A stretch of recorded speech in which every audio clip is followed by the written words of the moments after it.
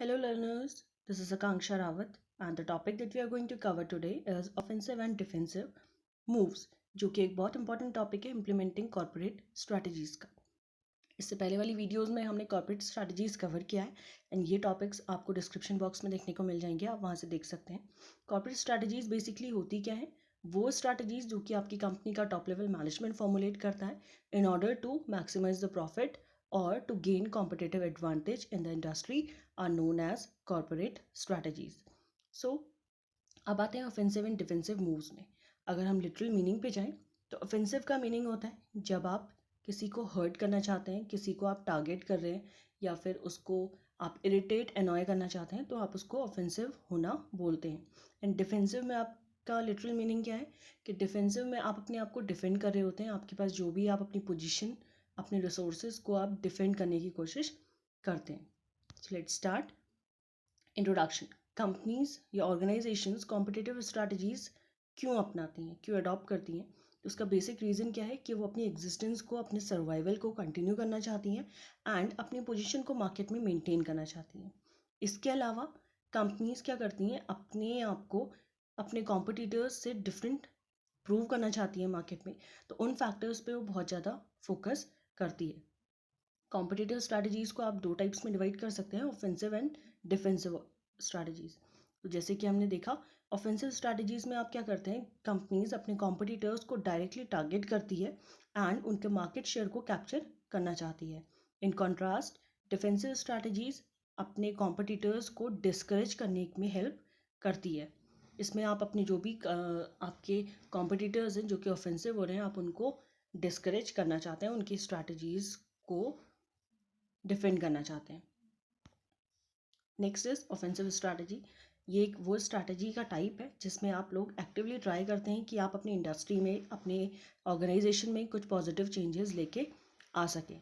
And companies offensive कैसे जा सकती हैं, इसके ऑफेंसिव स्ट्रैटेजी को अपनाने में आपको हेवी इन्वेस्टमेंट करना पड़ता है अपने रिसर्च एंड डेवलपमेंट में एंड टेक्नोलॉजी में कुछ चेंजेस लेके आने पड़ते हैं सो दैट आप जो भी आपके कॉम्पिटिटर्स हैं उनसे आगे रह सके।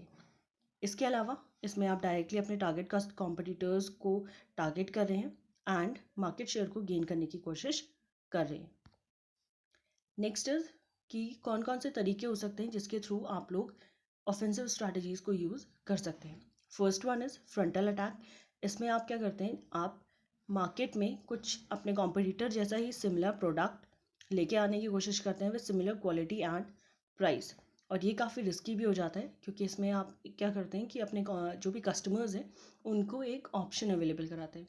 फॉर एग्जांपल, आप कोलगेट एंड पेप्सोडेंट को ले सकते हैं। जैसे ही मार्केट में कोलगेट कोई भी अपना एक नया टूथपेस्ट या फिर माउथ वॉश कुछ भी अपना प्रोडक्ट लॉन्च करता है तो वही उसी से कुछ मिलता जुलता प्रोडक्ट आपको पेप्सोडेंट या फिर बाकी जो कंपनीज है उसके साथ भी देखने को मिल सकता है। Second one is flank attack. इसमें क्या करते हैं कि कंपनीज अपने कॉम्पिटिटर्स की, जो भी मार्केट लीडर होता है उसके किसी ब्लाइंड स्पॉट या फिर जो भी उसकी वीकनेस होती हैं उनको पॉइंट आउट करता है, उस पर अटैक करता है एंड उसकी जो भी लीडरशिप पोजीशन है उसको डिस्टेबलाइज करने की कोशिश करता है। फॉर एग्जांपल, अगर कंपनी एक्स कोई मोबाइल फ़ोन लॉन्च कर रही है एंड उसने कुछ ABC फीचर्स उसमें दिए हुए हैं एंड अगर आप किसी राइवल कंपनी में काम करते हैं तो आप क्या करते हैं, आप उसकी वीकनेस जानने की कोशिश करते हैं।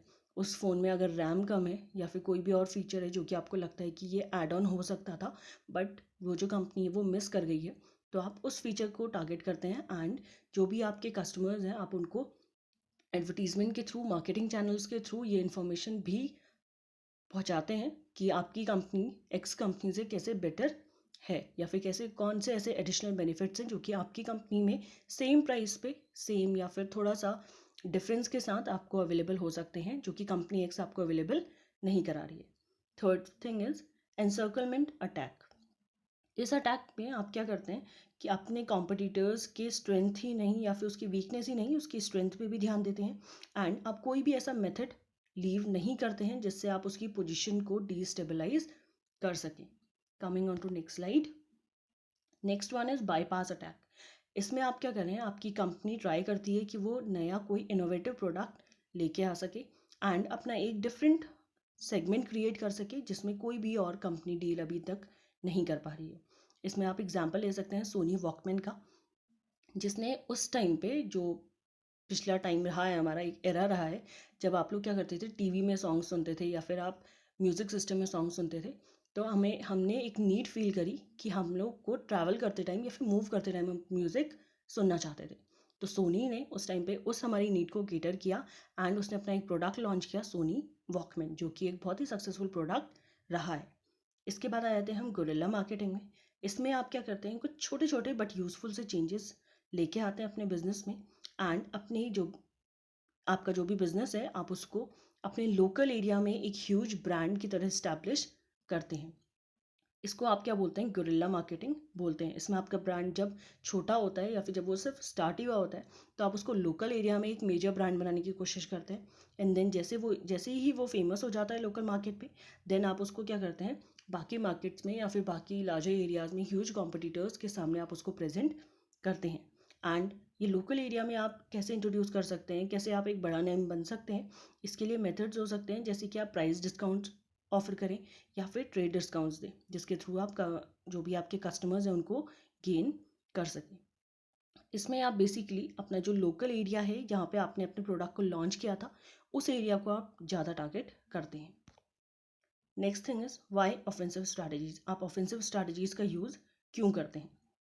First thing is destabilise the leader. आप जो भी मार्केट लीडर है उसकी पोजीशन को डीस्टेबलाइज करने की कोशिश कर रहे हैं। Second is acquire market share. आप जो भी लीडर है मार्केट का, उसका मार्केट शेयर एक्वायर करना चाहते हैं। Third thing sales boost. आप अपनी कंपनी की सेल्स को बूस्ट करना चाहते हैं। And fourth one is leapfrog the competitor, जो कि हमने बाईपास स्ट्रैटेजी में पढ़ा। आप अपने कॉम्पिटिटर्स से आगे कैसे निकल सकते हैं, कुछ इनोवेटिव, कुछ डिफरेंट या कुछ यूनिक मार्केट में ऑफर करके आप उनको क्या कर सकते हैं, लीप फ्रॉग कर सकते हैं। Next thing is defensive strategy. Defensive strategy वो मार्केटिंग टूल है जो कि कंपनीज यूज़ करती हैं अपने वैल्यूएबल कस्टमर्स को रिटेन करने के लिए, ताकि उनके जो भी कॉम्पिटिटर्स हैं वो उनको ना ले जा पाएँ। तो जब कंपनीज में राइवलरी एग्जिस्ट करती है, फॉर एग्जांपल अगर मैं किसी प्रोडक्ट का नाम लूँ एंड मैं आपसे बोलूँ कि मुझे प्लीज़ कुछ कंपनीज काउंट करवा दीजिए जो कि उस प्रोडक्ट में डील करती हैं, प्रोडक्ट को ऑफर करती हैं, फॉर एग्जांपल मोबाइल फ़ोन्स या फिर चॉकलेट्स, तो आई एम श्योर आप मुझे 10, 15, 20 नेम्स ईजिली काउंट करवा सकते हैं। तो अगर इस सिचुएशन को हम कस्टमर के पर्सपेक्टिव से देखें, तो ये क्या है, काफ़ी एक अच्छी सिचुएशन है कि आपके पास इतने सारे ऑप्शंस अवेलेबल हैं जिनको आप अपनी नीड्स के अकॉर्डिंग, अपने बजट के अकॉर्डिंग सिलेक्ट कर सकते हैं कंपेयर करके।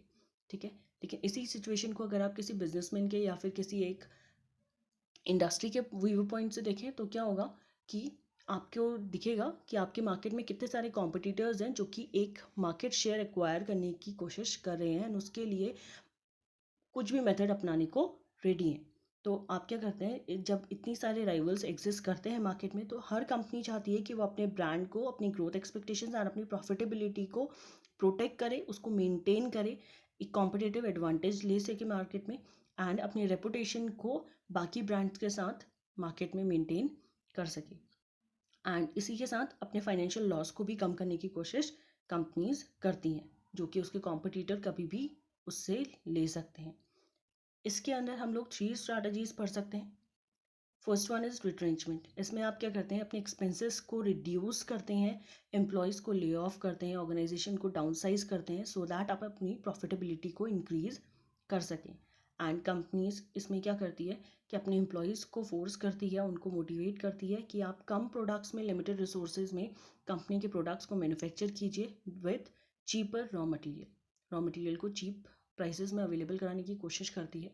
क्वालिटी को चीप नहीं किया जाता है, रॉ मटेरियल को चीप प्राइसेस में अवेलेबल कराया, मतलब लिया जाता है। Second thing is divestment. इसमें क्या करता है कि कंपनी अपने उन यूनिट्स को, उन डिविजन्स को जो कि लॉस मेकिंग होती है, उनको सेल आउट करती है एंड उस अमाउंट ऑफ मनी जो कि वहाँ से वो अर्न करती है, उसको वो उन एरियाज़ में, उन डिविजन्स में लगाती है जो कि प्रॉफिट मेकिंग होते हैं।